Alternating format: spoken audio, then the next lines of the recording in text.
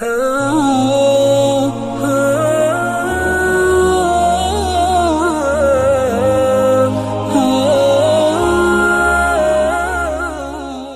کے نیچے سبسکرائب کے بٹن پہ کلک کریں، بیل کے آئیکن پہ کلک کیجئے تاکہ ہر نئی ویڈیو کی نوٹیفیکیشن آپ کو ملے۔ کہ جن انسانوں کے لیے اللہ تبارک و تعالی نے کائنات بنائی اور اتنی نعمتیں ان کو دیں، صرف عبادت کا ان کو پابند کیا تھا، بجائے عبادت کرنے کے یہ معصیت میں مبتلا ہیں۔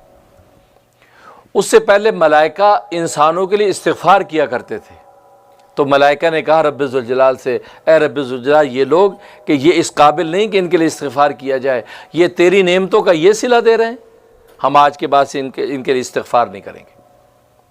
تو اللہ تبارک و تعالیٰ نے فرمایا کہ نہیں، اصل میں بات یہ ہے کہ میں چونکہ ان سے حجاب میں ہوں، میری ذات ان سے حجاب میں ہے، اس لیے یہ کیفیت پیدا ہو جاتی ہے۔ تو اللہ جب ان کے حجاب میں ہے تو ان سے یہ گناہ صادر ہو جاتے ہیں، معصیت میں مبتلا ہو جاتے ہیں۔ تم چونکہ میری ساری قدرتیں آنکھوں سے دیکھتے ہو، تم مجھ سے حجاب میں نہیں ہوں، تو میری ہیبت و دبدب تمہارے اوپر قائم ہے، لہٰذا اس لیے تم کسی معاذ گناہ میں مبتلا نہیں ہوتے۔ لیکن ملائکہ کے دل کو تسلی اور اطمینان نہیں ہوا، کہا کہ یہ کوئی بات نہ ہو، یہ کوئی بات ہے، ان کو آپ کی نعمتوں کی قدر کرنی چاہیے، دیکھو گناہ معصیت کر رہے ہیں۔ اللہ تبارک و تعالیٰ فرمایا ٹھیک ہے، اگر تم لوگوں کو میں اگر حجاب میں کر دوں تو تمہاری بھی وہی حالت ہو جائے گی اس انسانوں کی حالت ہے۔ تو ملائکہ نے کہا نہیں، ایسا پاسبل نہیں ہے، ہم آپ کی رحمت قدرت کو جانتے ہیں۔ اللہ نے کہا ٹھیک ہے، پھر تم اپنے فرشتوں میں جو سب سے زیادہ نیک متقی شریف ہے نا وہ لے آؤ۔ فرماتے کہ 3 فرشتے آ گئے، ایک ہاروت، ایک ماروت اور تیسرے اسرائیل ملک الموت۔ ایک روایت میں آتا ہے 4 فرشتے آئے، ہاروت ماروت اور 2 اور فرشتے۔ وہ چاروں فرشتے فرشتوں میں بھی فرشتے تھے، یعنی اتنے نیک، اتنے تابعدار معصوم کے فرشتوں میں بھی ان کی نیکی تقوی سب سے اوپر۔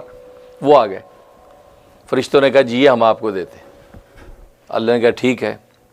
اللہ نے ان 3 فرشتوں کو زمین پہ اتارا اور شرطیں لگائی، کہا کہ زمین پہ میں تمہیں اتارتا ہوں اور میری ذات تم سے حجاب میں چلی جائے گی، تمہارے اندر وہی شہوات اور وہی خواہشات پیدا کر دوں گا جو انسانوں میں ہے، اور تم انسانوں میں جا کے رہو گے۔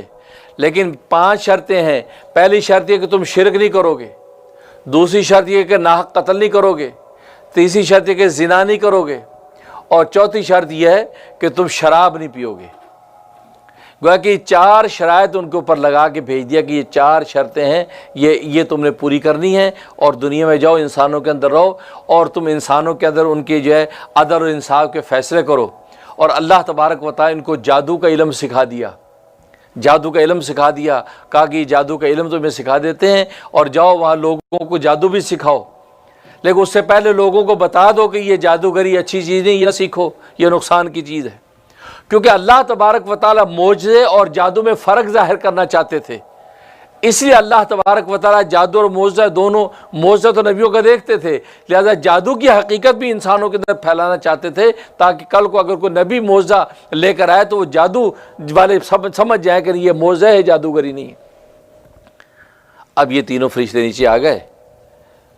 ہوا یہ کہ حضرت اسرائیل علیہ السلام کے دل میں ایک مرتبہ شیطانی کیفیت ہوئی، معصیت و گناہ کی کیفیت میں ہوئی، تو فوراً انہوں نے اللہ سے استغفار کیا، اللہ میں نہیں رہ سکتا، آپ خدا مجھے اوپر بلا لیجیے، میں یہ شرطیں نہیں نبھا سکتا، کیونکہ میں تو یہاں آیا ہوں، ابھی کچھ دن گزرے نہیں ہیں، میرے اندر وہ شہوتیں بھڑکی ہیں، تو مجھے خطرہ ہے میں کہ مبتلا نہ ہو جاؤ، آپ مجھے اوپر بلا لیجیے۔ تو کہتے ہیں کہ یہ حضرت اسرائیل جو ہے یہ آسمانوں پہ واپس بلا دیے گئے، اور اس شرمندگی میں کہ ان کو گناہ کا خیال آ گیا تھا، اس شرمندگی میں 40 سال تک سجدے میں پڑے رہے، اوپر جا کے 40 سال تک، اور سال وہاں کے سال جو دنیا کا 1000 سال کا وہاں ایک دن ہوتا ہے، 40 سال تک سجدے میں پڑ دے، اس ندامت میں کہ میرے اندر یہ گناہ کی کیفیت ظاہر ہوئی، اس خیال پر۔ اور فرمایا کہ آج تک بھی جب سجدے سے اٹھے ہیں، آج تک بھی وہ سر نہیں اٹھاتے، ہمیشہ نگاہ جھکا کے بات کرتے ہیں، اس شرمندگی کی وجہ سے کہ میری کیا حقیقت ہے کہ میرے معصیت کا خیال مجھے آ گیا۔ فرمایا کہ نگاہ اٹھا کے بات نہیں کرتے اسرائیل، نگاہ جھکا کے بات کرتے۔ اور ہم اپنی بے شرمیاں دیکھیں، منہ پھاڑ پھاڑ کے اللہ سے کہتے ہیں اللہ میاں دعائی قبول نہیں ہوئی، اللہ میاں 10,000 ذکر کیا دعائی قبول نہیں ہوئی، صبح شام گناہوں میں لت پت ہیں اور اللہ پہ منہ پھاڑ پھاڑ کہتے ہیں اللہ میاں ہم کتے سے تو بہتر ہیں، اللہ میاں بلی سے تو بہتر ہیں، جانوروں کو تو دیتا ہے ہمیں بھی دے دے۔ حیا نہیں آتی، ہم تو اس اللہ کی کتنی معصیتیں کرتے ہیں، گناہ کرتے ہیں، ہمیں مانگنے کی تاب نہیں۔ وہاں دیکھو فرشتہ اب بھی نگاہ جھکا کے بات کرتا ہے، صرف خیال آنے پر 40 سال تک سجدے میں پڑا رہا۔ اور آج ہم اپنا جائزہ لیں کہ خیال آنے پہ ہم نے کتنی 2 رکعت نماز توبہ پڑھی ہیں، کتنا اللہ جی خیال ہی کیا ہے، خیال سے کیا ہوتا ہے، اور سنت ہی ٹوٹی ہے یار، کوئی فرض تو نہیں تھا۔ یعنی اس کا مطلب ہے کہ فرشتے اور انسان میں کتنا بڑا فرق، ظاہر ہے وہ مقام مشاہدہ میں ہے۔ خیر ملک الموت تو چلے گئے اوپر، اب یہ ہاروت ماروت رہ گئے، اب انہوں لوگوں میں فیصلے کرنا شروع کر دیے۔ تقریباً 1 مہینہ اسی طرح گزرا۔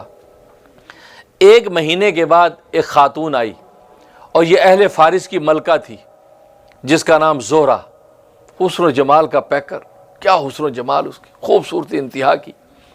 اس کا اپنے شوہر کے ساتھ کوئی تنازع جھگڑا تھا، وہ آئی کہ میں اپنے شوہر کے ساتھ میرا جھگڑا ہے، آپ لوگ جناب میری مدد کریں۔ اب جب انہوں نے یہ دیکھا اس کے حسن و جمال کو، تو ان کے اندر وہی انسانی اور بشری کیفیات اور شہوات ظاہر ہوئیں، تو اس کو انہوں نے ساز باز کر کے کوشش کی کہ ہماری خواہش کو پورا کرے۔ اس نے کہا ایسے نہیں، شرط ہے۔ کیا شرط؟ شرط یہ کہ تم میرا ایک بت ہے، وہ میرے اس بت کو سجدہ کرو گے۔ انہوں نے کہا نہیں، یہ تو ہم نے اللہ تعالیٰ سے کمٹمنٹ کی ہے، سجدہ نہیں کریں گے، شرک نہیں کریں گے۔ کہ ٹھیک ہے مرضی ہے، چلی گئی۔ اب یہ لوگوں کے عدل و انصاف کے کاموں میں لگ گئے۔